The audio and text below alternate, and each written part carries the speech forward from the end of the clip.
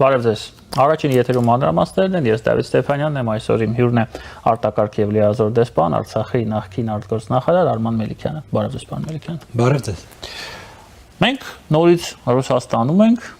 մեր վարչապետը Ռուսաստանում է, բավականին մեծ պատվիրակությունով, փոխվարչապետ մեր Գրիգորյանն էլ է այնտեղ, եւ հարցերի հարցը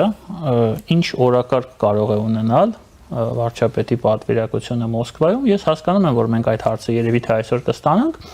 բայց ես ցանկանում եմ մենք հիմա փորձենք տրամաբանել, ինչ խնդիրներ կան, հա, սա ուղղակի որպես ինֆորմացիոն, հա, ինչ որ повод, հա, ինչ խնդիրներ ունենք այսօր Ռուսաստանի հետ, ինչ քննարկելիք հարցեր ունենք եւ որն է այդ խնդիրներից, այդ բազմաթիվ խնդիրներից ամենաակտուալը։ Թե կարծեմ, որ Հայաստանի իշխանությունների համար առավել ակտուալ խնդիրը գալիք ընտրություններն են։ Եվ հայտնի է, որ Ռուսաստանում բավական ակտիվ ձայներ են հնչում հօգուտ հայաստանյան ընդդիմության։ Խոսակցություններ են տարածվում նաև այն մասին, որ Ռուսաստանը բնակ հայ գործարարներին պարտադրում են գալ Հայաստան կամ իրենց հայ աշխատակիցներին Հայաստանի քաղաքացի ուղարկել Հայաստան, որպեսզի մասնակցեն ընտրություններին, այսինքն կարճ կապեմ, ընդհանուր առմամբ սա երևի թե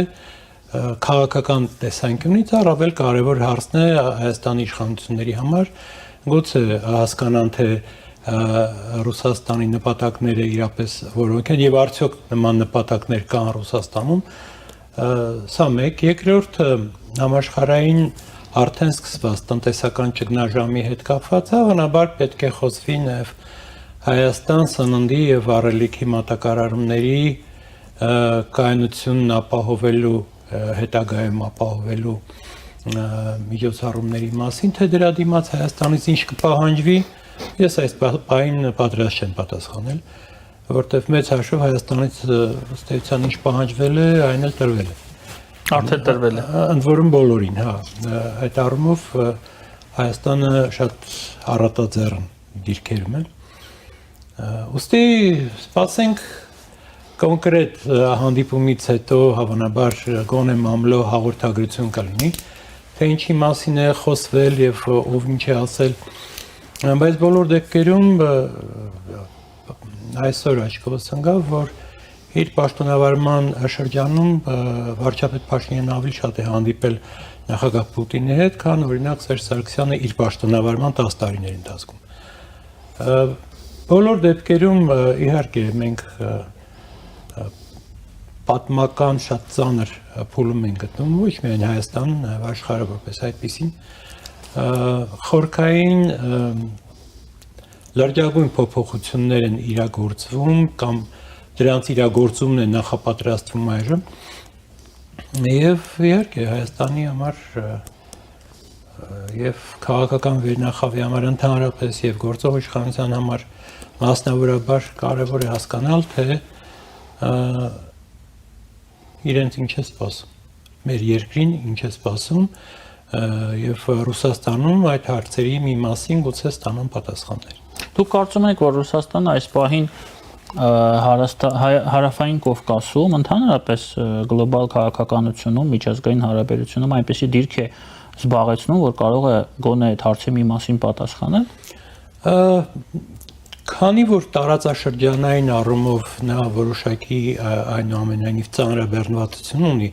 թեև իր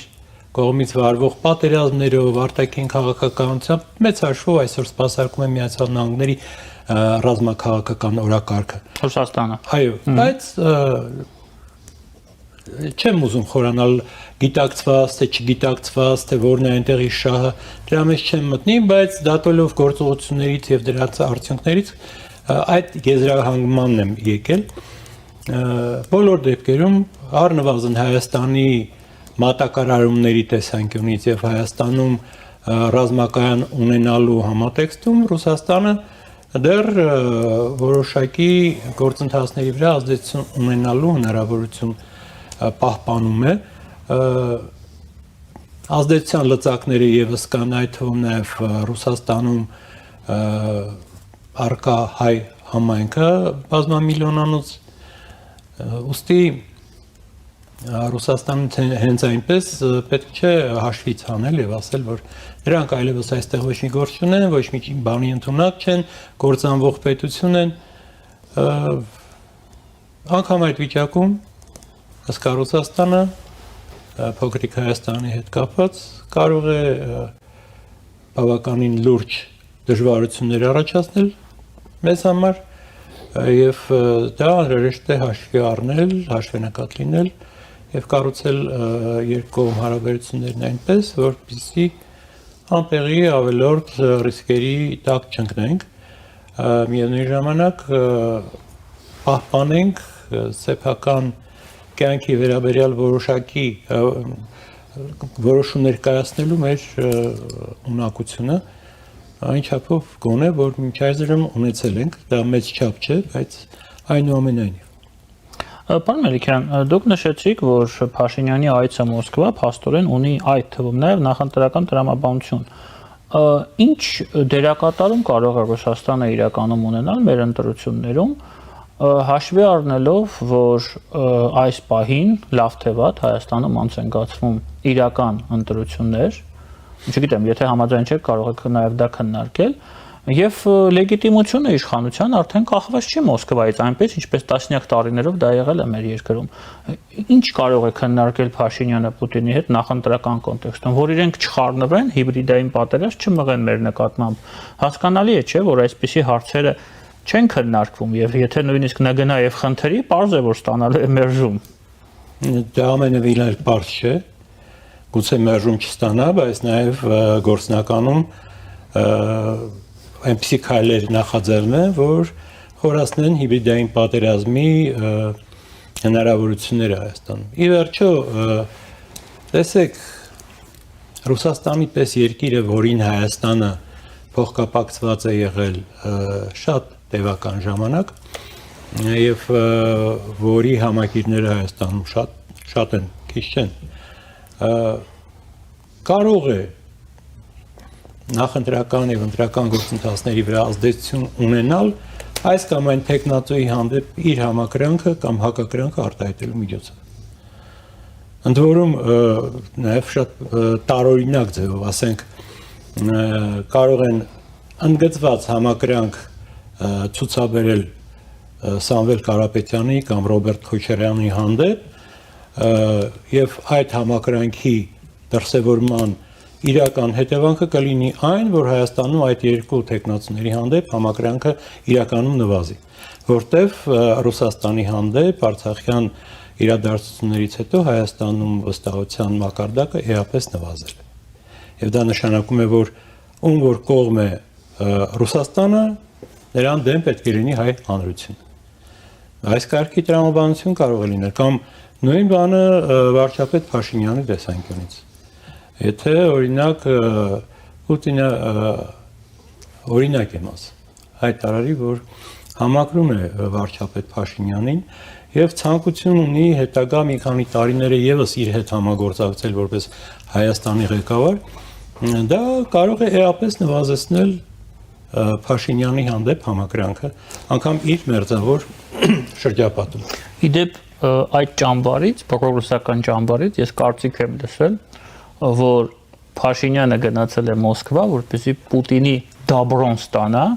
եւ Պուտինը հենց այդ գործընթացը, որի մասին դուք ասում եք, հնչեցնի իր այդ աջակցությունը Փաշինյանին, որ Փաշինյանը այդ աջակցության կարիքը ունի։ Իրականում Իսկ ուղիղ հակառակը։ Իրականում վարչապետ Փաշինյանը արտաքին աշխարհի աջակցություն ունի, այդ թվում նաև Ռուսաստանի։ Եվ վարչապետ Փաշինյանը այնքան կարիքը չունի արտաքին աջակցության, որը արդեն բավական մեծ է, որքան ունի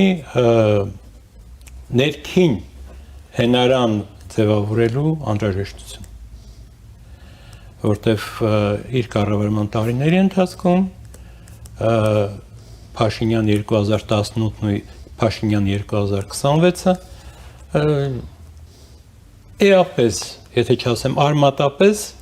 համակրանքի տարբեր չափաբաժիններ ունեն, ընդ որում այսօրվա այդ համակրանքի չափաբաժինը անհամեմատնված է, քան ուներ 2018-ին։ Եվ այստեղ ամբողջ խնդիրն այն է, թե ինչպես կկազմակերպվեն գործընթացները ընտրությունների նախօրեին եւ ընտրությունների օրերին։ Իհարկե դրան հաջորդած հաշվարկը եւս։ Բոլոր դեպքերում Փաշինյանը նախագահ Պուտինից դաբրո ստանալու կարիք չունի, որտեվ իր համար վարչապետի պաշտոնում մնալը ունի գոյութենական նշանակություն։ Իսկ դա զուտ քաղաքական խնդիր չի, դա եւ անձնական իր գոյությունը ապահովելու հրամայական է պարունակում։ Ոստի այստեղ ոչ այնքան կարող են խոսակցություններ գնալ Դաբրոյի մասին, որտեվ Դաբրո լինի թե չլինի, Փաշինյանը պետք է վաբան գնա։ Որքան կարող է խոսք գնալ երաշխիքների մասին, որ տապալման դեպքում ինչ երաշխիքներ կարող է տրամադրել Փաշինյանի Ռուսաստանը։ Իսկ ինչի պետք է Ռուսաստանը տրամադրի Փաշինյանին։ Դե այդ արդեն իրենք թող իրար հետ բարձեն։ Կրկին բացատրությունները կարող են շատ լինել։ Գուցե Փաշինյանը Ռուսաստանի հետ իրականում կառուցել է շատ լավ եւ ռուսական կողմի համար պոզիտիվ բովանդակություն ունեցող հարաբերություններ, որոնց արտաքին դրսևորումները միգուցե բացասական էին եւ նաեւ սկանդալային երբեմն, բայց մենք տեսնում ենք, որ հայ-ռուսական հարաբերություններում մեծապես որևէ բան չի փոխվել։ Թե տնտեսական ոլորտում են գրանցվում որոշակի աճի ցուցանիշներ, թե ռազմաքաղաքական առումով Հայաստանը Ռուսաստանի դեմ ըստ էության որևէ քայլ չի նախաձեռնել միջազգային հարթակներում եւս։ Իսկ օրինակ երկաթգծի հարցը, ռուսական զինվորականների հարցը, որոնք մինչև այսօր մեղրիում են եւ հայ-իրանական սահմանում, ձեր կարծիքով դա չի քննարկվելու։ Երկաթգծի հարցը կարող է քննարկվել մի համատեքստում, ինքը ռուսական երկաթուղին կարծես թե բավական լուրջ տնտեսական դժվարությունների առջև է կանգնել։ Իսկ դա նշանակում է, որ Հայաստանում իր դուստր ձեռնարկությունը դժվար թե Ռուսաստանից նյութական աջակցություն ստանալու հնարավորություն ունենա ներդրումներ կատարելու եւ մեր երկաթուղային ցանցը եւ համապատասխան ենթակառուցվածքները թարմացնելու համար։ Այսինքն հարավ կովկասյան երկաթուղին կապված լինելով ռուսական երկաթուղու հետ պորտալարով հայտնվում է մի իրավիճակում, երբ ունակ չէ Հայաստանում նորմալ երկաթուղային հաղորդակցություն ապահովել։ Այն նորմալ չէր նաև առ այսօր, իսկ այժմ երբ տեսնում ենք, որ այնտեղ ճգնաժամը հասունացել է եւ միգուցե հազարավոր մարդիկ աշխատանքից ազատվեն, այս պայմաններում հարավկովկասյան երկաթուղուց ռուսական վերահսկողության տակ գտնվող սպասելիքներ մենք դժվար թե ունենանք։ Իսկ ռուսական զինվորականների մասով մեղրիում ռուսական զինվորականների սահմանապահների մասին կարող ենք խոսել։ Ну, ես լսել եմ, որ այնտեղ ոչ միայն սահմանապահներ կան, նաև այլ զինվորականներ կան։ Բացառել չեմ կարող, որտեվ պատերազմից ի վեր որոշակի զինված ստորաբաժանումներ ռուսական կարծեմ այնտեղ տեղակայվել են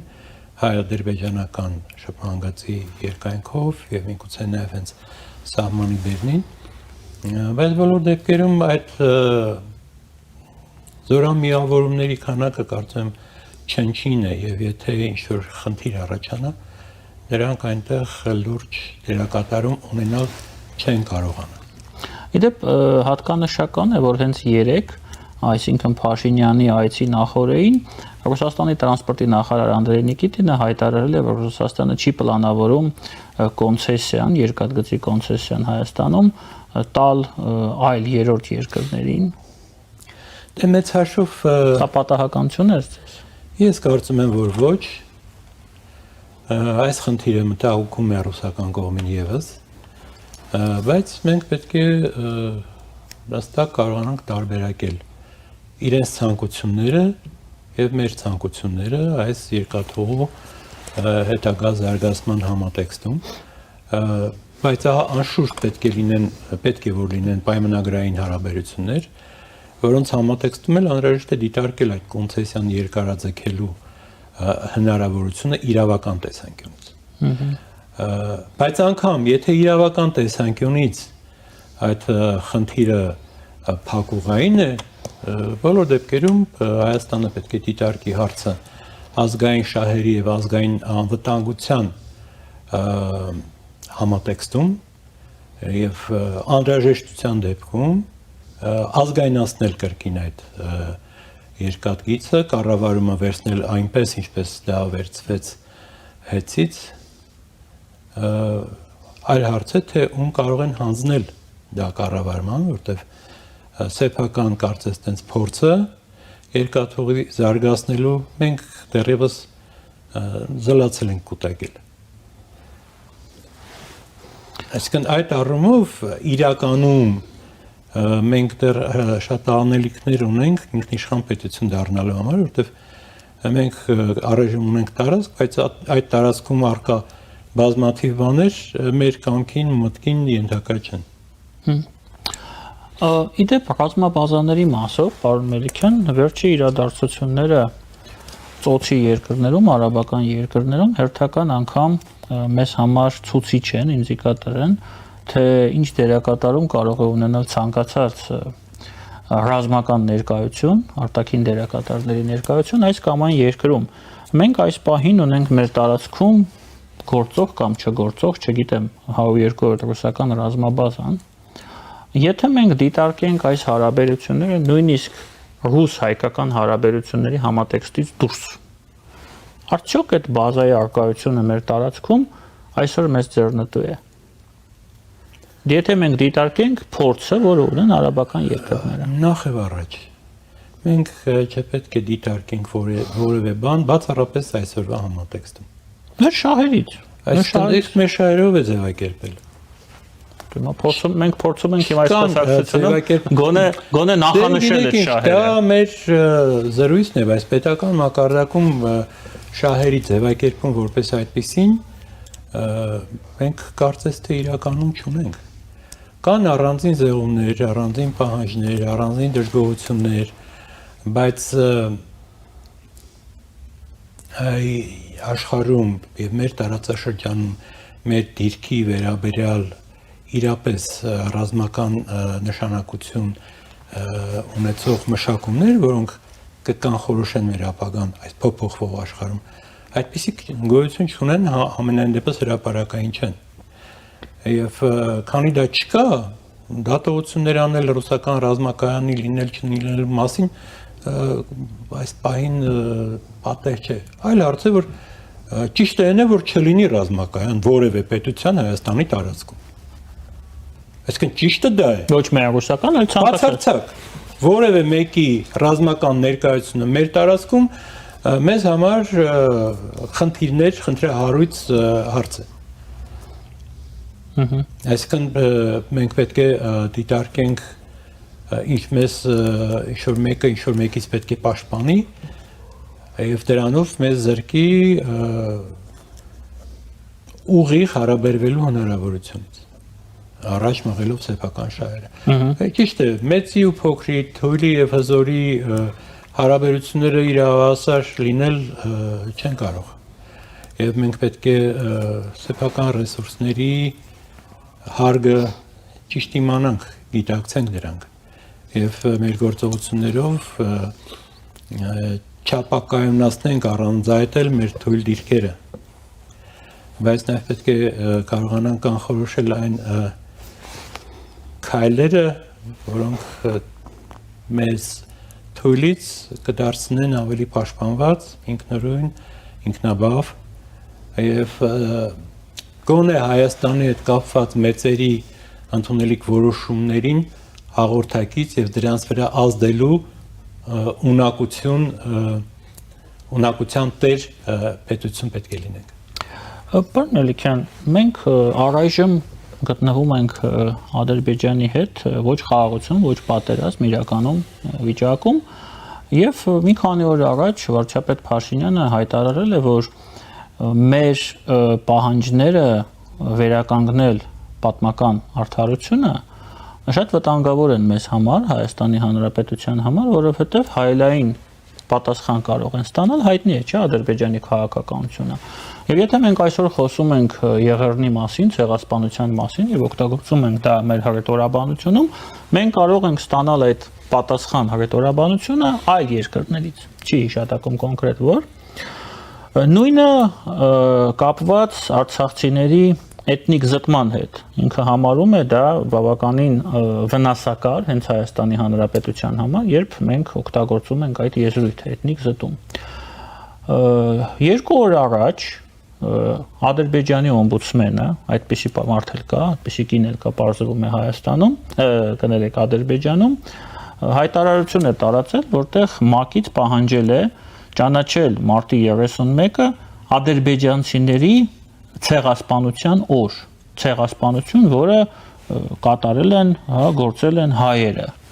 Ինչ որ խոսքը գնում է մարտ-ապրիլ ամիսներին 1918 թվականին, ինչ որ իրադարձությունների մասին, ես չգիտեմ այդ ինչ իրադարձություններ են, որոնք ըստ ադրբեջանցի մարդու իրավունքների պաշտպանի եղել են մասսայական սպանություններ, հազարավոր մարդկանց մասսայական սպանությունների օրեր։ Սա ըստ ձեզ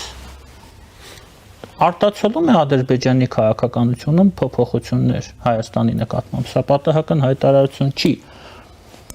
Եվ ինչով են պայմանավորված այդ փոփոխությունները, եթե արտացոլում են։ Դա ես որպես փոփոխություն չեմ դիտարկում, այլ հարց է, որ այս մոտեցումները մշակման փուլում են եղել, եւ հիմա համալիր կերպով որպես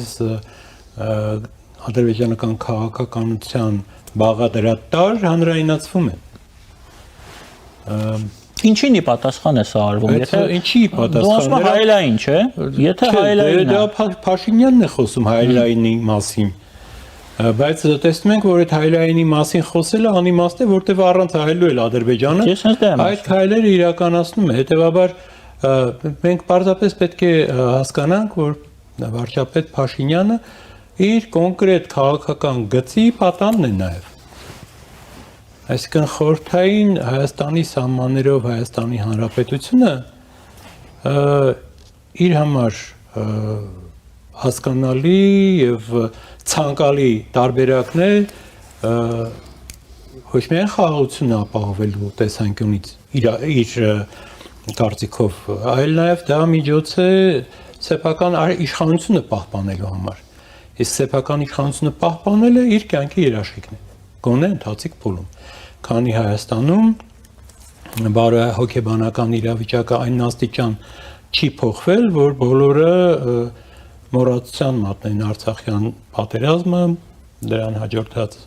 քաղաքական վայրի վերումները, Արարատի պատմությունը, որը այլևս Հայաստանի խորհրդանիշ չպետք է դիտարկվի, կարծես թե պետք է փոխարինվի արագածով, եւ այլ նման կարգի բաներ։ Այսինքն վարչապետ Փաշինյանի թիմը բերեց իրենց խաղաղության ծրագիրը, պայմանականորեն անվանենք այն խաղաղության ծրագիր, որտեղ խաղաղություն որպես այդպեսին դեռևս հաստատված չէ փաստաթղթով ամենայն դեպս մենք ունենք ժամանակավոր դադար կամ զինադադար, որը տարբեր կողմերից երաշխավորվում է, ողջունվում է, բայց մնում է զինադադար։ Զինադադարը դեռևս պատերազմ է։ Ոչ պատերազմ, ոչ չէ, դա պատերազմ է, որի ինչ որ մի փուլում ակտիվ ռազմական գործողությունները դադարեցված են։ Բայց նոր պատերազմական գործողություններ սկսելու դեմ գործող որևէ երաշխիք դեռևս սահմանված չէ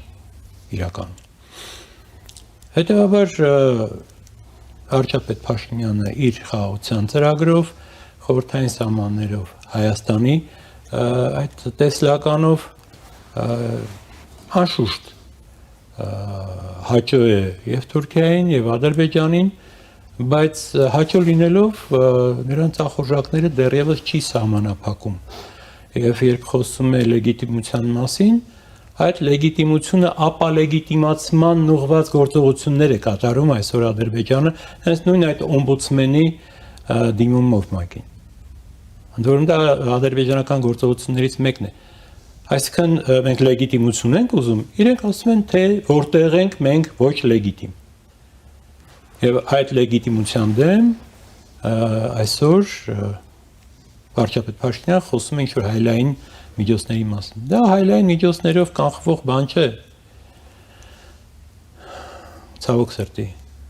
Եթե այդպես է, այդ դեպքում որը պետք է լինի մեր քաղաքականությունը, մեր հարաբերությունները Ադրբեջանի հետ, ինչպես կառուցենք, եթե այս ճանապարհով ընդունենք չի ստացվում։ Ուրեմն տեսեք, մենք նորից սկսենք, հա, այդ կոնֆրոնտացիոն փուլը։ Մենք Ադրբեջանի հետ հարաբերությունները կարող ենք կառուցել միայն ավելի գլոբալ համատեքստը հասկանալով աշխարհում տեղի ունեցող իրադարձությունները։ Ես դա եմ ասում, ինչ է փոփոխվել, որ այս օմբուդսմենը այդ հայտարարությունը տարածել է։ Ոչ մի բան չի փոփոխվել, փոփոխվել է Հայաստանի մոտեցումը եւ Հայաստանի իշխանությունների պահվածքը, բայց բացի դրանից փոփոխվել է նաեւ աշխարհաքաղաքական համատեքստը, երբ Ռուսաստանը Հարավային Կովկասում իր քաղաքականությունը վերանայել է արմատապես եւ հնարավոր է համարել, որ Հայաստանը պետք է կորցնի Արցախը։ Թե ինչու է դա անցյալը։ Դա անցյալ չի, դա գլոբալ process-ի օղակներից մեկն է, բայց այդ process-ը ընթացքում է։ Եվ դրանով Հայաստանի համար սպառնալիքները չեն սպառվել։ Հիմա որն է process-ի գործընթացի, այսպես ասած, պատճառը եւ նպատակը Հայաստանը կործանել։ Ինչ է դա Ադրբեջանի համար, այո։ Չէ, Ռուսաստանի համար։ Ռուսաստանը նման նպատակ կարող է չդնել, բայց եթե հարմար գտնի, որ դա այդպես լավ կլինի, իր ռազմաքաղաքական շահերի համատեքստում գլոբալ եւ ռազմավարական տեսանկյունից, այո։ Ռուսաստանը կարող է դրան համաձայնել, չնայած ինքը կարող է եւ ամիջականորեն դրան չմասնակցի։ Բայց սրանք տարբերակներ են, որոնց շուրջ անհրաժեշտ է իրապես լուրջ մշակումներ ունենալ։ Եվ հասկանալ նաև թե ինչ լծակներ ունենք մենք ազդելու Ռուսաստանում Հայաստանի հետ կապված որոշումների կայացմանը, նույնը վերաբերում է Վաշինգտոնին, Լոնդոնին, կամ Երուսաղեմին, կամ Անկարային, կամ Բաքվին, կամ Թեհրանին եւ Պեկինին։ Կոնկրետ այս հայտարարությունը սա լայն գործողություն նախատեսող խնդիր է, որը հնարավոր է լուծել միայն այս իմ ասած առնվազն որոշում կայացնող պետություններում ազդեցության սեփական ցանցը ունենալու միջոցով մեկ, բայց ամենակարևորը պետք է լինի այն տեսական հենքը, որի առկայության դեպքում հնարավոր կլինի ճիշտ հասցեատերերին ընտրել, ազդեցության ճիշտ գործակալներ ներդնել, դրանց օգտագործել, սա եւ հետախուզության, եւ հակահետախուզության, բայց ամենակարևորը կա մակարդակներ, որ այդ ամենից վեր են, դրանք վերաբերում են մարդկային քաղաքակրթության զարգացման օրինաչափություններին։ Եթե մեր որոշում կայացնողները այդ օրինաչափություններին չեն տիրապետում, կամ չունեն այն օղակները, որոնք տիրապետում են եւ կարող են սպասարկել այդ հատվածը, նրանք չեն կարող մշակել արդյունավետ քաղաքականություն։ Եվ ամեն ինչ կմնա Բաքուն էս ասեց, կամ Անկարանն արեց, մենք sense պատասխանեցինք, մենք լավն ենք, իրենք վատն են։ Ադրբեջանական օմբուդսմենը էս ասեց։ Այսինքն բավական ախմախ վիճակում կմնանք։ Չէ, ուզի այդպես ավարտել հարցազրույցը, բայց այնուամենայնիվ շնորհակալություն։ Հույս կա։ Շատ լավ, շնորհակալություն, պարոն Մելիքյան։ Մեր հյուրներ Արցախի հանրապետության նախկին արտգործնախարար, արտակարգ եւ լիազոր դեսպան Արման Մելիքյանը, քիչ անց մենք կվերադառնանք եւ կշարունակենք մեր եթերը։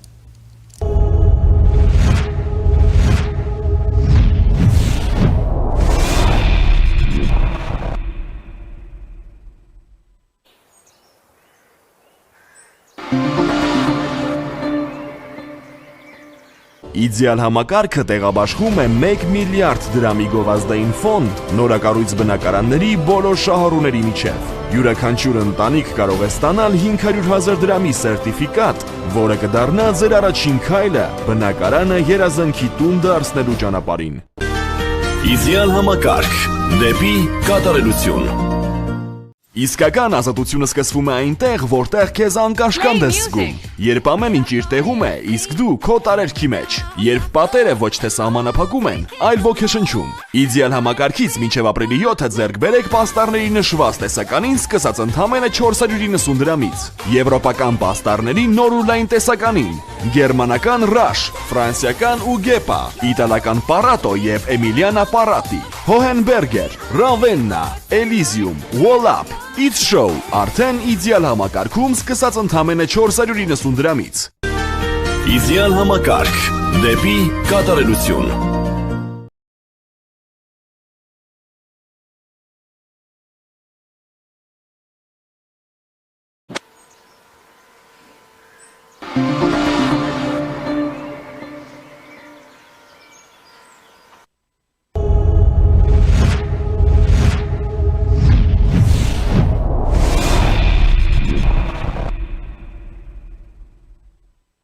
Շարունակում ենք առաջինի եթերը տեսակապով, մեզ Ուկրաինայքի եւ մայրաքաղաքից է միացել իրանցի վերլուծաբան Մազիար Միանը։ Приветствую вас, господин Миан. Добрый день. Начнем нашу беседу с очередного заявления американского президента Трампа, который сегодня заявил, что США достигли своих целей и очень скоро прекратят атаки на Иран, называя в качестве ориентировочного очень скоро, ближайшие 2-3 недели. Насколько вероятен подобный сценарий? Не является ли это очередной попыткой прикрыть другие намерения, реальные намерения США? И вообще, чем может закончиться, да, вот подобный конфликт, если США прекратят атаки, и Иран останется в том состоянии, в котором он сегодня есть? То, что говорит Дональд Трамп, всегда очень противоречит тому, что он делает, и он делает достаточно очень противоречивое заявление тоже. Поэтому надо смотреть не только вот на этом его заявлении, а в целом, что происходит сейчас в том регионе. Мы видим, что военные силы США, они подтягиваются, то есть их становится больше. Там еще один авианосец был приброшен, то есть отправляется туда. Туда были направлены десантные части американской армии, сил специальных операций были приброшены. То есть наращивается военная сила. И то, что Трамп говорит, что цели были достигнуты, но очень сложно сказать. Сейчас такой туман войны, и очень сложно оценивать, какие цели именно были достигнуты. То есть, если мы говорим о ядерной программе, действительно, большая часть этих производств были уничтожены, но судьба тех же 400 килограмм обогащенного урана до 60%, она неизвестна. Поэтому говорит о том, что вот по ядерной программе проблема решена, это не так, потому что остается уран на территории Исламской Республики Иран, и остаются технологии, да, то есть обогащение и так далее. Даже если эта инфраструктура разрушена, то Исламская Республика может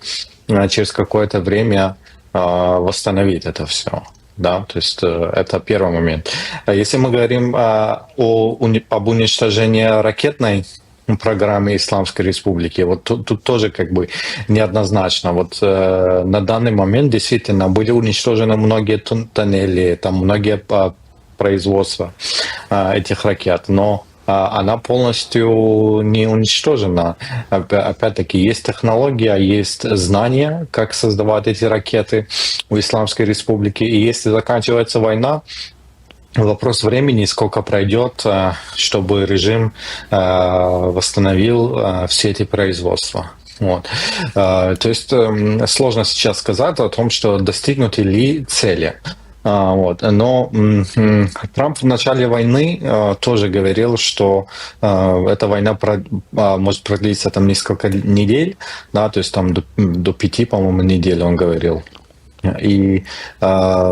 сейчас, немного затянулось, но если в целом смотреть на ситуацию, война не сильно растянулась, она недолго идет. То есть это 5 недель практически прошли. Да, 5 недель прошли. Для такого масштаба военных действий, это вообще немного. Если мы смотрим на территорию Ирана, да, то есть Иран большая страна, и мы знаем, что эти объекты разброшены по всей территории. Население Ирана 90 миллионов человек, и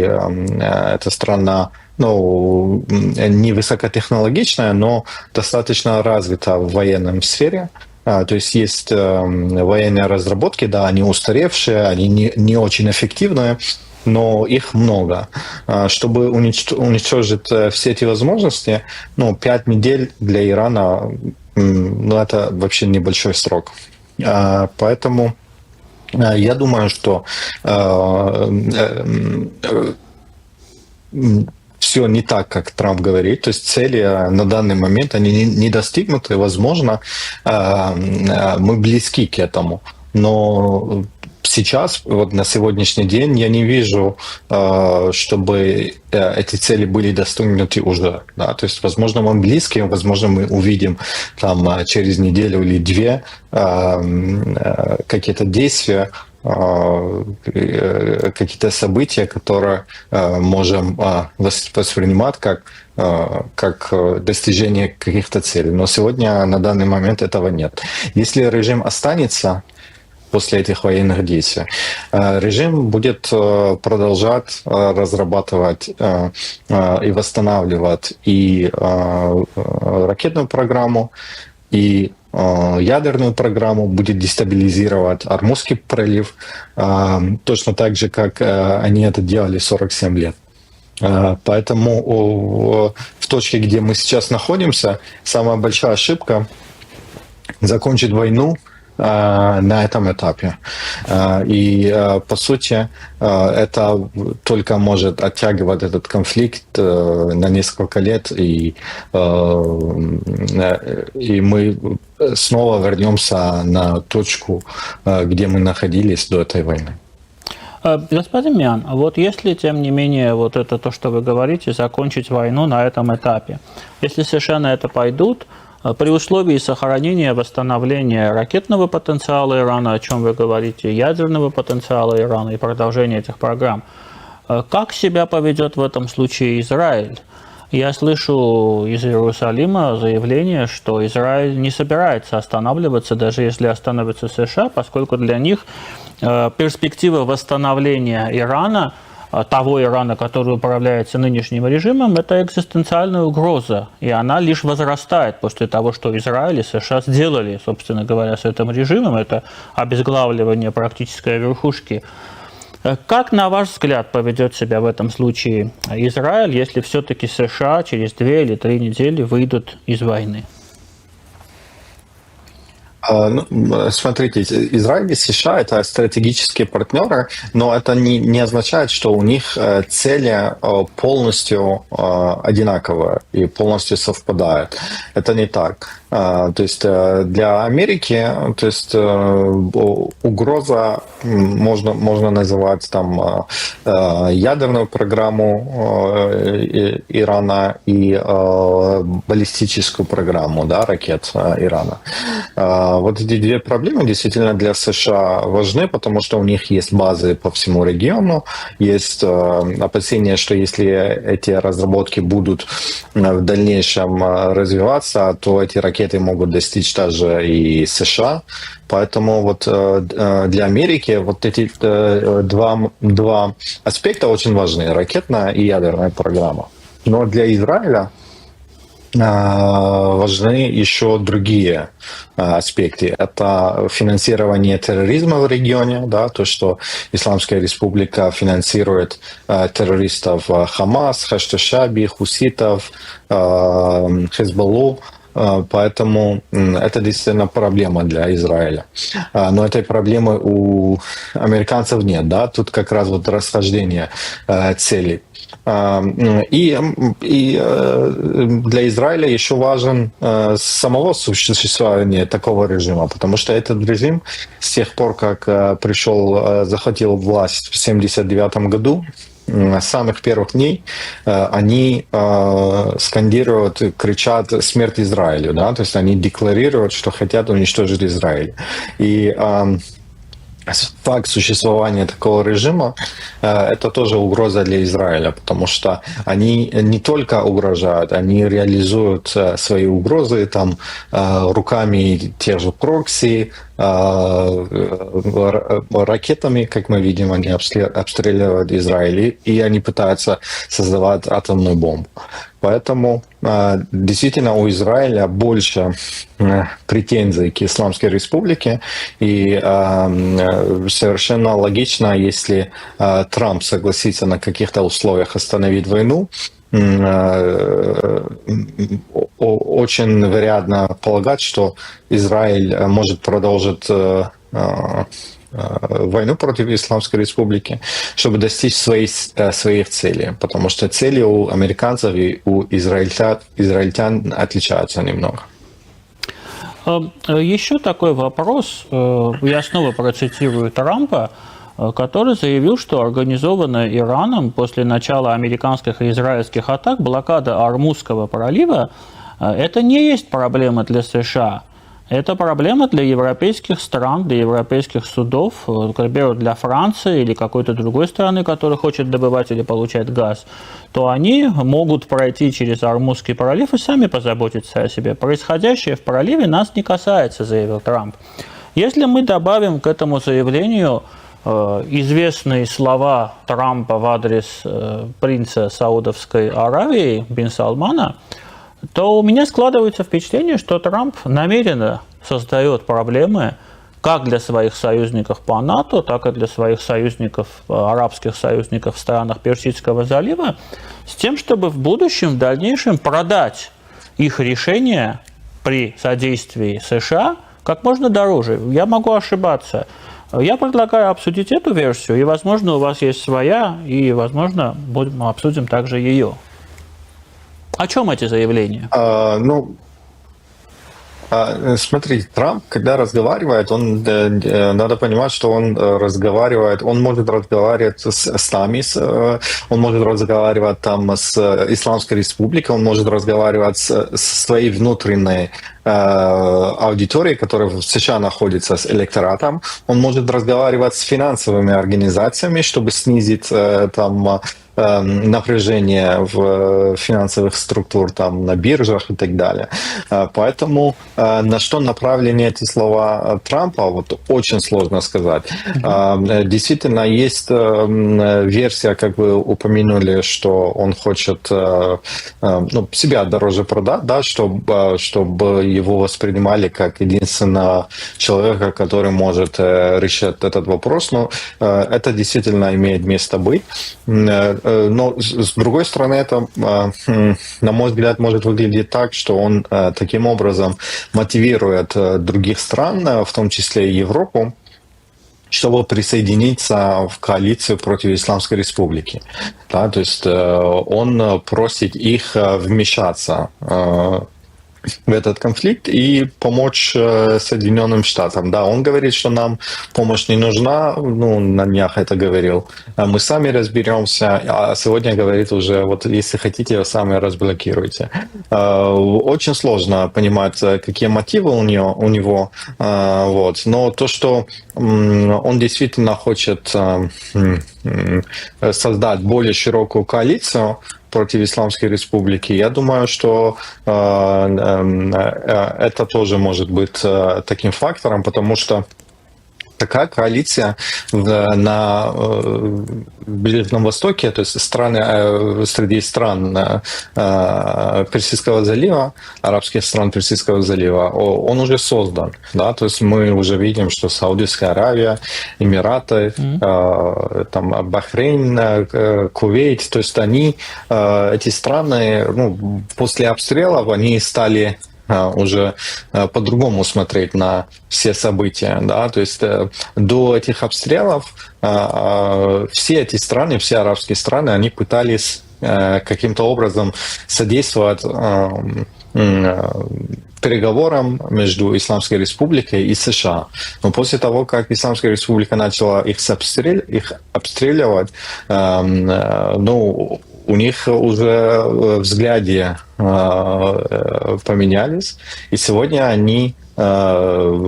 требуют от Трампа, чтобы он завершил эту войну, и некоторые из них даже готовы там при определенных обстоятельствах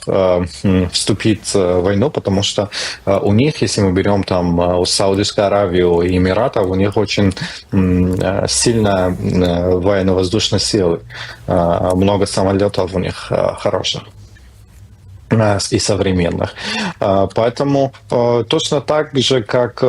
эти обстрелы заставили стран Персидского залива объединиться против режима Исламской Республики, возможно, Трамп использует вот этот кризис в Ормузском проливе для того, чтобы получить какую-то поддержку от европейских стран. Потому что Трампу тоже невыгодно, когда Ормузский пролив прикрыт. Он точно говорит неправду, когда говорит, что это не его проблема, потому что от этого зависит вся экономика США. Да? То есть это биржи, это фондовый рынок и так далее. Поэтому вот есть две версии. То есть вот ваша версия, я считаю, что достаточно логично. И вот версия, которую я предложил, тоже, возможно, он хочет получить,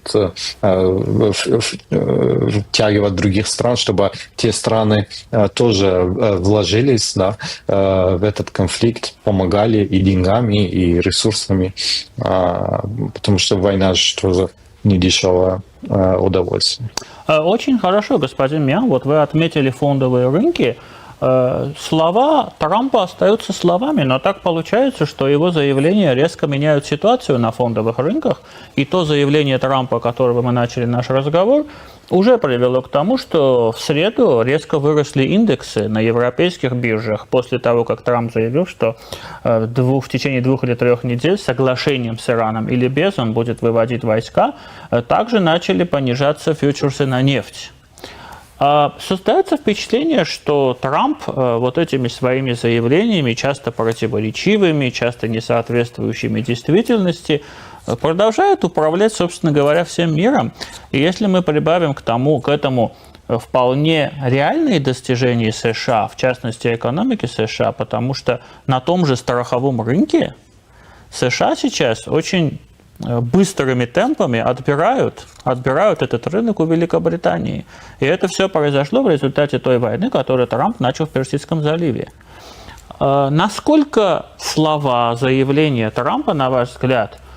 приводят к реальным изменениям, в том числе в бизнесе, бизнес-атмосфере, глобальной бизнес-атмосфере, и вообще в переделе глобального рынка? Ну, ваш вопрос лучше спрашивать у финансистов, то есть это не моя зона экспертизы, как бы мне достаточно сложно вот, с профессиональной точки зрения ответить о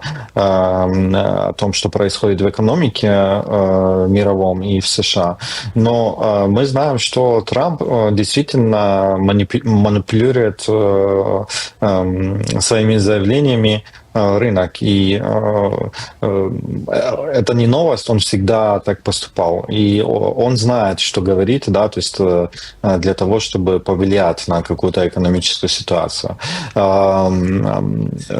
Возможно, он это тоже использует в своих целях. Невозможно, однозначно он это использует в своих целях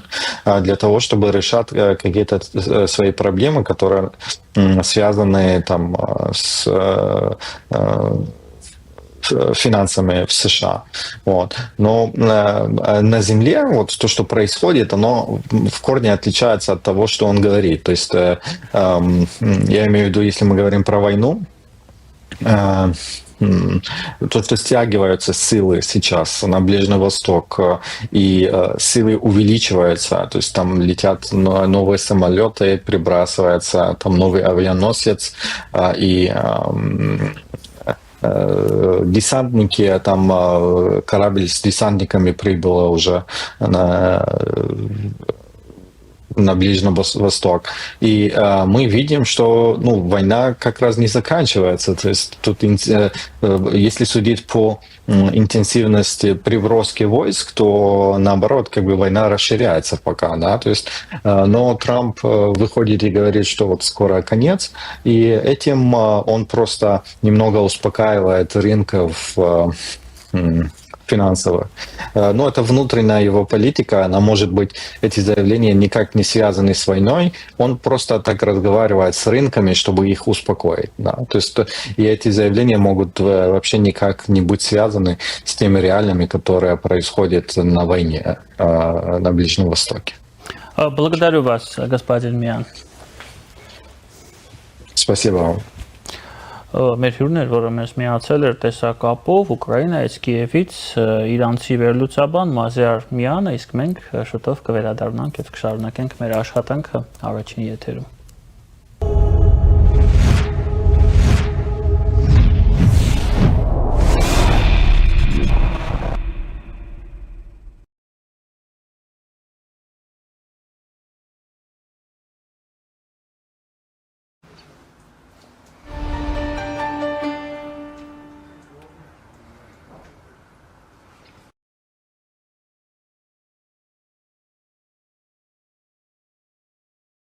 Իդեալ համակարգը տեղաբաշխում է 1 միլիարդ դրամի գովազդային ֆոնդ նորակառույց բնակարանների բոլոր շահառուների միջև։ Յուրաքանչյուր ընտանիք կարող է ստանալ 500,000 դրամի սերտիֆիկատ, որը կդառնա ձեր առաջին քայլը բնակարանը երազանքի տուն դարձնելու ճանապարհին։ Իդեալ համակարգ դեպի կատարելություն։ Իսկական ազատությունը սկսվում է այնտեղ, որտեղ քեզ անկաշկանդ ես զգում, երբ ամեն ինչ իր տեղում է, իսկ դու քո տարերքի մեջ, երբ պատերը ոչ թե սահմանափակում են, այլ ոգեշնչում։ Իդեալ համակարգից մինչև ապրիլի 7-ը ձեռք բերեք պաստառների նշված տեսականին սկսած ընդամենը 490 դրամից, եվրոպական պաստառների նոր ու լայն տեսականին, գերմանական Rush, ֆրանսիական Ugepa, իտալական Parato եւ Emiliana Parati, Hohenberger, Ravenna, Elysium, Wallap, It's Show, արդեն իդեալ համակարգում սկսած ընդամենը 490 դրամից։ Իդեալ համակարգ դեպի կատարելություն։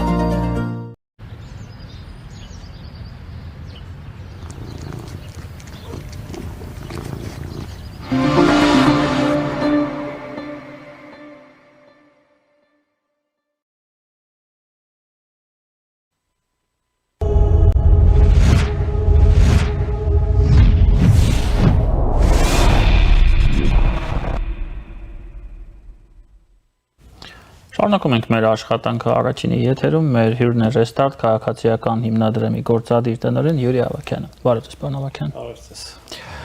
Պարոն Ավագյան, խոսելու ենք մեր ներքին քաղաքական իրողությունների մասին, որտեղ գնալով ավելանում է պաթոսը, ավելանում են էմոցիաները եւ պակասում է ռացիոնալությունը։ Մենք հասկանում ենք բոլորս, որ նախընտրական,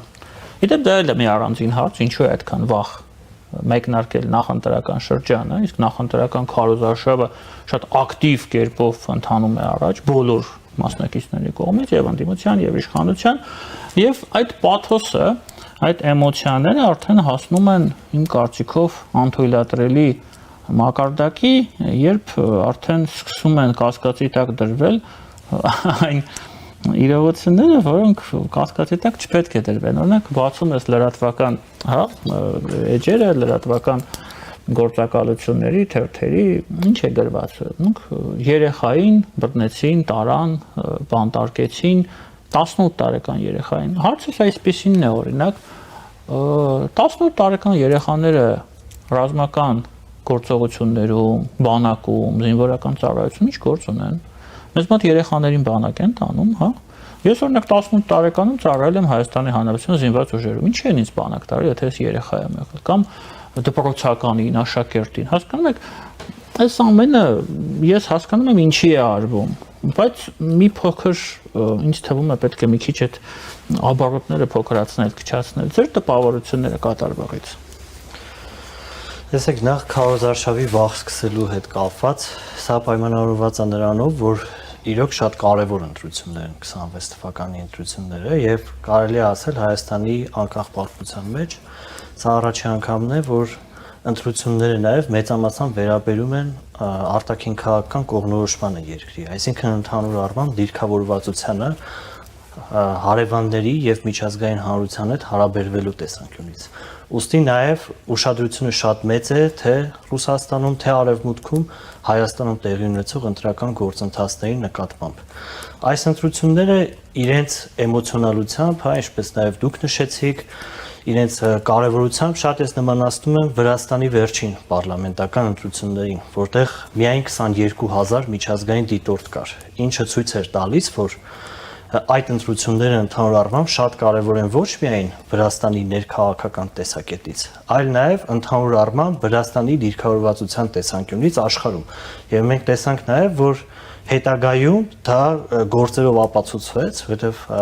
ժամանակին օրինակ տարածաշրջանում ամենամոտը հենց Արևմուտքի հետ Վրաստանն էր, իսկ այս պարագայում Եվրամիությունը կարծես թե չի ճանաչում այդ ընտրությունների արդյունքը։ Դե չի ընդունել եւ նույնիսկ մանդատները չեն վերցրել։ Այսինքն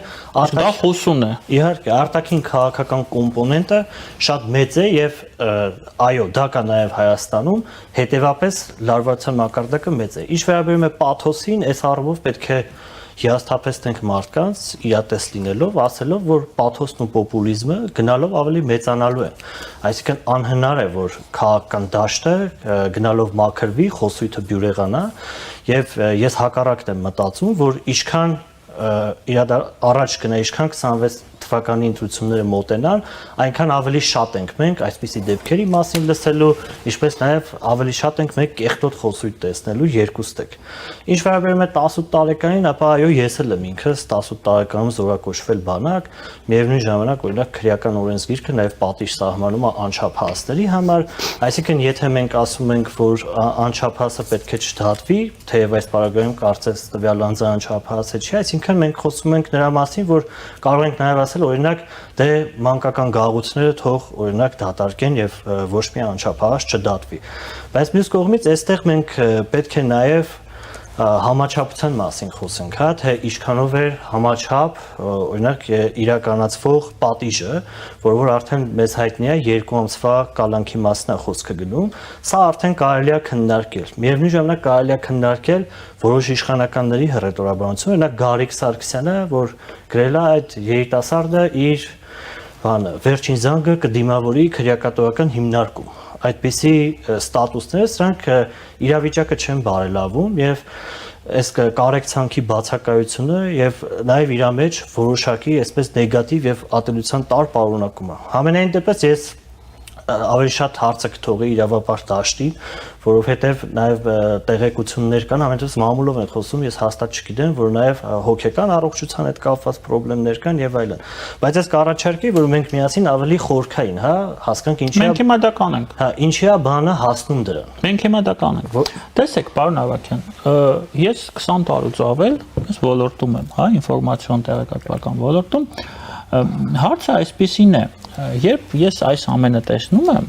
ես հասկանում եմ, որ սա մի մեծ բեմադրության, ներքաղաքական, նախընտրական բեմադրության մաս է, որտեղ բոլորը իրենց դերակատարում ունեն, եւ իշխանությունը, եւ ընդդիմությունը, չգիտեմ, այդ երիտասարդները իրենք էլ են այդպես, բայց թե զոհ են ուղակի, որքանով ես հասկանում եմ, ցանկացած դեպքում իրենք զոհ են այս ամենի։ Հիմա հարցը այսպեսին է, ես 20 տարուց ավել այս ամեն ինչի մեջ եմ, ես զզվանք եմ ապրում, երբ որ դա տեսնում եմ։ Այդ էմոցիաները կեղծ, երբ էմոցիաները փորձում են վաճառել, ստեղծում են ինչ-որ էմոցիոնալ ատելության վիճակ եւ փորձում են այդ վիճակով ինչ-որ նպատակների հասնել։ Եվ ինձ մոտ հարց է առաջանում. արդյոք այս ամենը բերելու է խորքային իմաստով, բերելու է այդ նպատակների իրականացման այդ մասնակիցների կողմից, որովհետեւ եթե ինձ մոտ է զզվանք առաջանում, ես հասկանում եմ, թե սովորական շարքային քաղաքացուն, որը այս ամենից հեռու է եւ զբաղվում է իր գործով, տարբեր մասնագիտություն, իր մոտ ինչ է առաջանում։ Նա մոտ կարողանում է կրկնակի զզվանք եւ այդ մարդը, այդ ընտրողը, իսկ իրենք այդ մարդուն դիտարկում են որպես ինքը վաղ ուղղակի թքելու է եւ չի գնալու այդ ընտրություններին։ Հիմա հարց չգնալը ում է պետք, ինչով է ձեռնտու, մենք հիմա փորձում ենք դա հասկանալ։ Եվ արդյոք այս շոուի կրկեսի բոլոր մասնակիցները սա չեն հասկանում։ Տեսեք, չգնալը միշտ ձեռնտու է գործող իշխանություններին։ Առհասարակ յուրաքանչյուր ընտրության մեջ ցածր մասնակցությունը, հաշվի առնելով վարչական ռեսուրսի առկայությունը, լրատվական թեև դիմությունը ոչ պակաս լրատվական ռեսուրսներին, ամեն դեպս ես ինչքանով որ լսել եմ, դա աքսիոմատիկ բան է, որ ցածր մասնակցությունը ճիշտ է ձեռք է տալի իշխանություններին։ Ինչ վերաբերում է թե այս կրկեսը բեմադրողները ինչ նպատակ են հետապնդում, իմ խորը համոզմամբ իրենք ցանկանում են։ Դուք համամիտ եք այդ մտքի հետ, նախ դա հասկանանք։ Ես գուցե համամիտ չեք, ես ուզում եմ ձեզ լսեմ։ Չէ, հիմա ես մեծամասամբ համամիտ եմ ասում, որովհետև նկատվում է, որ որոշ դերակատարներ, ես դա դիտարկում եմ հիբրիդային հարձակումների ենթատեքստում, որովհետև որոշ դերակատարներ ցանկանում են Հայաստանում ստեղծել այնպիսի մթնոլորտ, ըստ որի տեսեք, օրինակ ամեն պատահական անցնող մարդ չի հարգում իր իշխանություններին, պետական ինստիտուտները առհասարակ թքած ունի այս պետության վրա։ Եվ մենք պետք է տեսնենք, օրինակ հիշում ենք Սյունիքի դեպքերը, երբ որ վարչապետը գնում էր Սյունիք եւ մի խումբ միջին տարիքի տղամարդիկ ամենավերջին բնույթի սեռական հայհոյանքներն էին տալիս ու իր կողքով ման էին գալի։ Դրան հաջորդում էր արդեն տարատեսակ սադրանքները այլ պաշտոնյաների նկատմամբ եւ նաեւ տեղի ունեցավ այս միջադեպը։ Ինչ պայմաններում է սա լինում, իհարկե բուն ներգրաված անձանց, ես չեմ ցանկանում իրենց անդրադառնալ, մանավանդ 18-ամյա երիտասարդին, բայց դա ընդհանրապես հետաքրքիր չէ, անկեղծ ասեմ ձեզ։ Վստահաբար փորձ է արվում գաղափարական թշնամանքի հիման վրա այնպիսի մարդկանց խումբ ձևավորել, ովքեր որ երկրում կստեղծեն ապակայունացնող իրավիճակ եւ մարդկանց մոտ կլինի զգացում, որ պետություն չկա եւ հետեւապես ավելի լավ է ուժեղ մեկին ընտրենք, որ լավ լինի, վատ լինի, գոնե կարգուկանոն լինի, պետություն լինի։ Ես կարծում եմ, որ ընդհանուր առմամբ հերահար նպատակը սա է եւ այդ մարդիկ օրինակ ինչի պետքա չէ երիտասարդը մանավանդ ես մարդ որ տարիներ շարունակ երիտասարդների հետ աշխատում այսինքն ինչի պետքա այդ աշճան ատելությամբ լծված լինի դա նշանակում է որ խոսել են թշնամանք են քարոզել որ իրեն համոզել են որ իր կյանքի դժբախտությունների ողջ պատճառը օրինակ կամ իր դժբախտությունների հաղթարման միակ ելքը նա է որ օրինակ այս ուժը չընտրվի այսինքն քաղաքական խոսույթը վերել են գաղափարական թշնամանքի եւ ատելության դաշտ, որը որ ինքնին ինքը քաղաքական չի, սա արդեն ազգային անվտանգության ոլորտում մարտահրավերներ առաջացնում։ Ես սա սրա մեջ եմ դիտարկում եւ կարծում եմ շատ են այդպիսի դերակատարները, ովքեր որ մանավանդ թիրախավորում են որոշակի հակվածություն, հա, հայացքներ ունեցող, ակտիվ, նմանատիպ անձանց ու թշնամանք են սերմանում ամենատարբեր ձևաչափերով։ Իրենք անձնապես ոչինչ չեն անում, բայց գնում են sense պատմությունների մեջ են ընկնում երրորդ անձիկ։ Հիմա ձեր կարծիքով այս ամենը ինչ որ կատարվում, ոչ միայն այս դեպքը, բազմաթիվ դեպքեր են եղել եւ վստահ եմ դեռ լինելու են։ Սա բերելու է մարդկանց ընտրական տեղամասեր, թե վանելու է մարդկանց ընտրական տեղամասեր։ Սա կարևոր հարց է։ Ես կարծում եմ, որ վանելու է, որովհետև մարդիկ երբ որ տեսնում են, այսինքն քաղաքական դաշտը ասոցացնում են կեղտի հետ, եւ երբ որ ընդհանուր առմամբ այդպիսի ընկալումներ է ձևավորվում,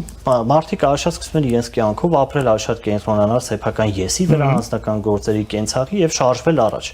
Բայց միևնույն ժամանակ հանուն արդարության այս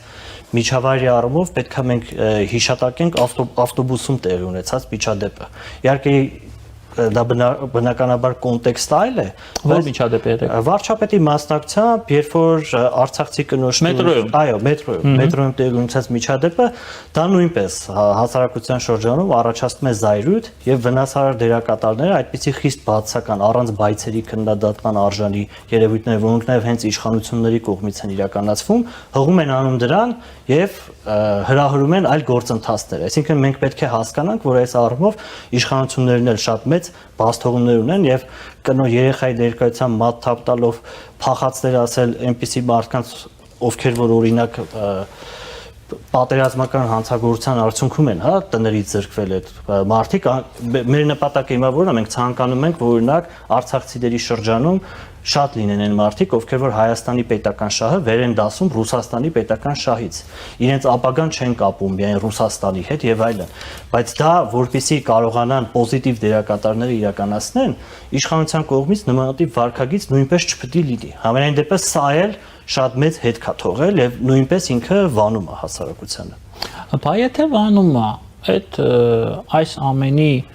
գլխավոր բեմադրողները, հա, նո պայմանական կամ իրական, ես չգիտեմ, իրենք դա չեն մտածում այդ մասին, իրենց պետք չի որ մարդիկ գնան ընտրությունների։ Իրենց պետք է, բայց պետք է իրենց գլխավոր նպատակը լինել։ Ես ունակ այդպես եմ կարծում, որ այս գործող ընդդիմության, պրոռուսական ընդդիմության թիվ 1 նպատակը պետք է լինի այն պայմանական 60%-ը, որ չի գնում ընտրությունների, զզվել է բոլորից, իրենց բերել ընտրատեղամաս, որտեվ իրենք եւ իշխանությանը չեն ընդունում եւ իրենց չեն ընդունում, չէ՞, մենք ամեն ինչ պետք է անեն, որ այդ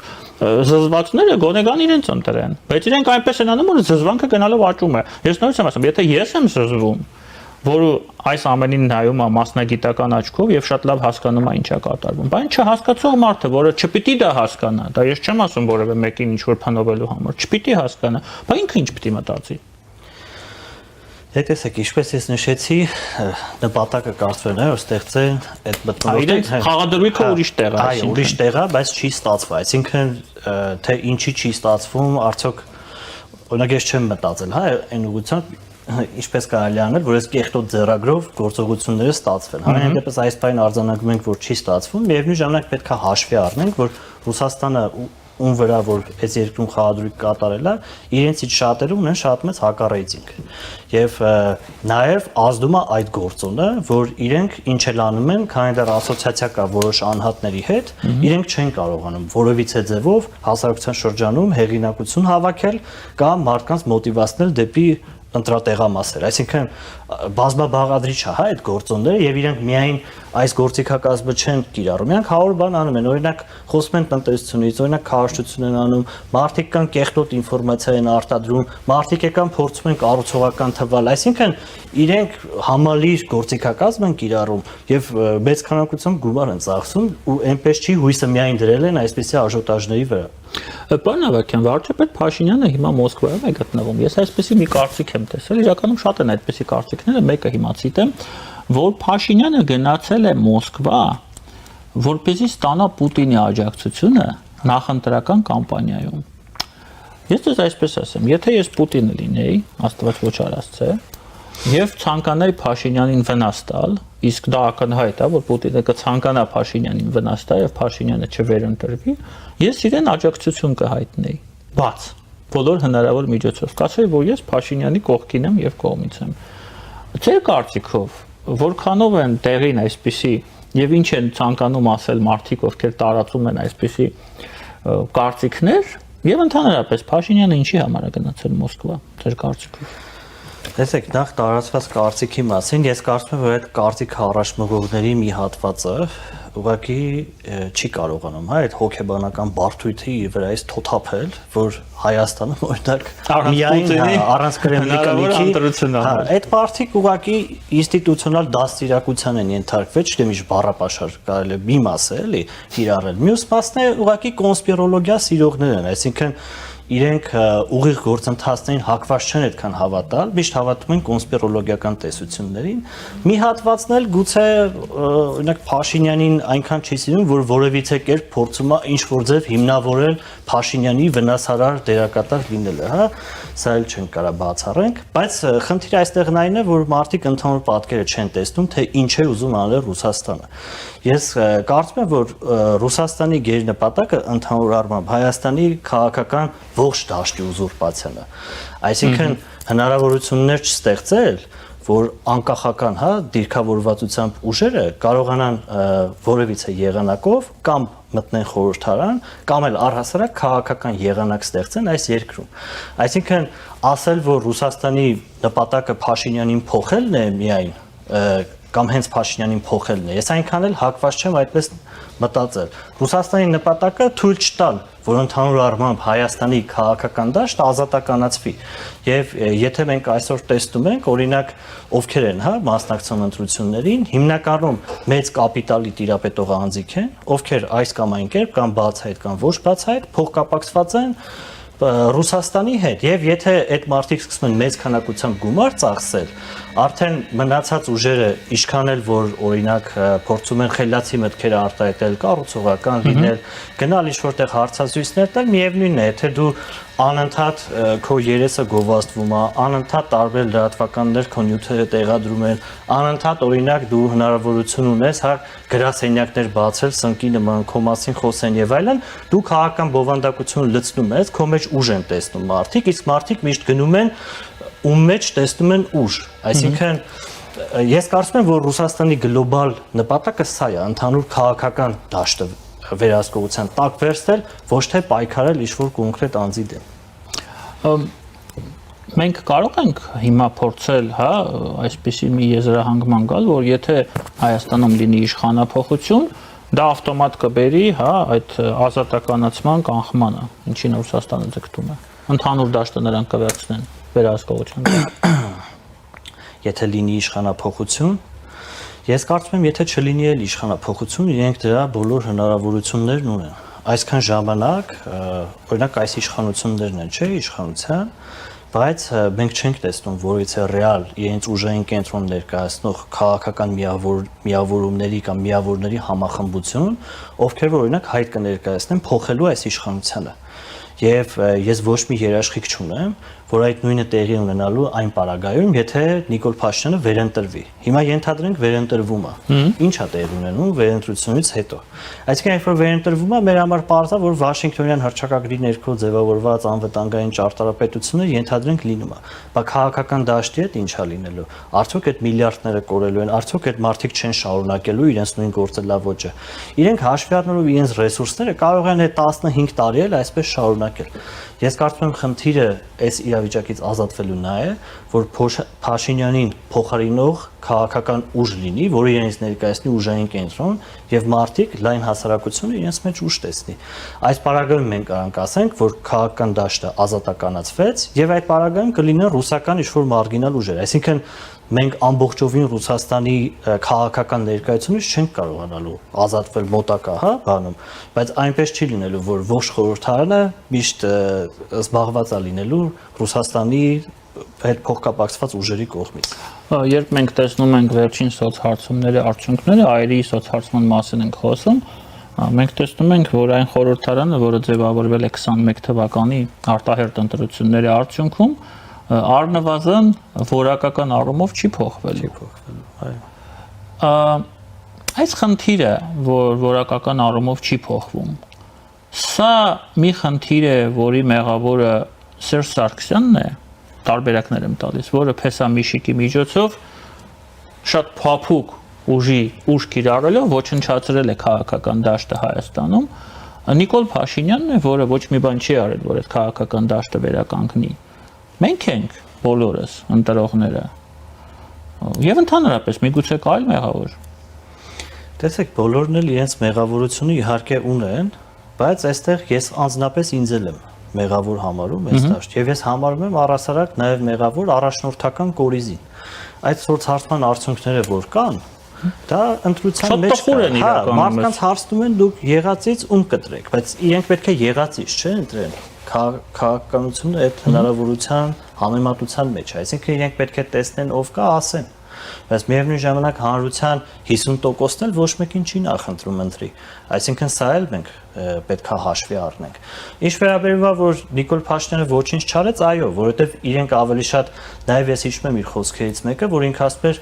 դա ընդդիմությունը ինքը պիտի ձևավորի գնահանի հոմենք չենք ստեղծելու ընդդիմություն, դա կլինի գրպանային պայմանները ով պետք է ստեղծի, բայց ով պետք է օրինակ տնտեսական ռեսուրսների արդար վերաբաշխում ապահոver, արդարադատություն ապահոver, այնպիսի քաղաքական միջավայր ստեղծել, որ հնարավոր լինել իրականացնել ժողովրդավարական հետընթացներ չգրանցել, որ հանցագործներին թույլ չտալ մասնակցել ընտրություններում։ Այո, այսինքն ոչ թե իրեն ասում էին դու օգնի ինչ որ մարդիկ գնան ընտրվել, այլ Եվ ասում են միջավայր ստեղծի, ինչ իրենք չեն արել։ Ու մնացած բոլոր ուժերն էլ, այո, ինչպես Սերժ Սարգսյանն էլ իր վնասարար դերակատարությունը ունի, ինչպես ասեցիք, այդ տարբեր մեթոդներով։ Այսինքն, էլի համալիր է, ես չեմ սիրում առասարակ նենց դատողական շատ կոնկրետ պատասխաններ տալ, որովհետև մանավանդ քաղաքական համակարգը ինքը միանշանակ չի։ Մենք կարող ենք ընդհանուր առմամբ ամեն ասպեկտից ցենց որոշակի առումով վերլուծություն անել, հանրագումարի արդյունքում տեսնենք տակը ինչ է մնում։ Եվ ես նաև ինձ այո, մեղադրում եմ ու բոլոր այն մարդկանց, ովքեր որ հակում ունեն կամ իրենց առնվազն համարում են առաջնորդ, որ շատ պարագաներում ավելի քիչ են արել կամ սեփական ամբիցիաները վայր չեն դրել, որ կարողանան ավելի մեծ կոալիցիաներ ստեղծեն եւ այլն եւ այլն։ Պարոն Ավագյան, ավարտելով մեր զրույցը համաձայնվում ձեզ հետ, նշելով, որ իրոք քաղաքական դաշտը, քաղաքականությունը երբեք չի լինում միանշանակ, բայց մեր հասարակության հիմնական խնդիրը այն է, որ մենք միշտ ձգտում ենք այդ միանշանակը տեսնել այնտեղ, որտեղ նա չի կարող լինել ապրիորի։ Շատ շնորհակալ եմ ձեզ հարցազրույցի համար։ Մեր հյուրները Restart քաղաքացիական հիմնադրամի գործադիր տնօրեն Յուրի Ավագյանը, ձեզ հետ է Դավիթ Ստեփանյանը, ձեզ հետ էին մանրամասները, կհանդիպենք։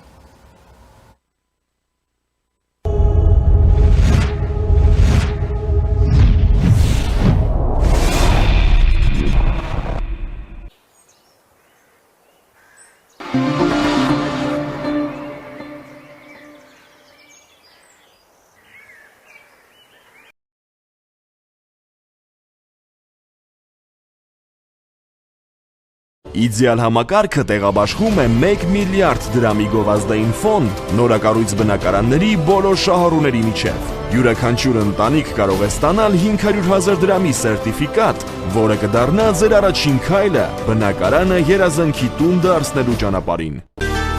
Իդեալ համակարգ դեպի կատարելություն։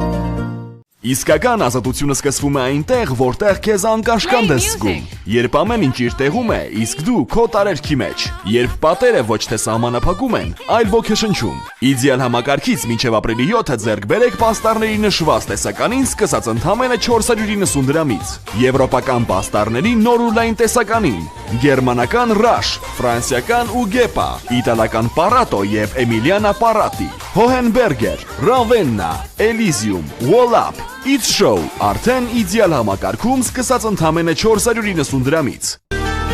Իդեալ համակարգ դեպի կատարելություն։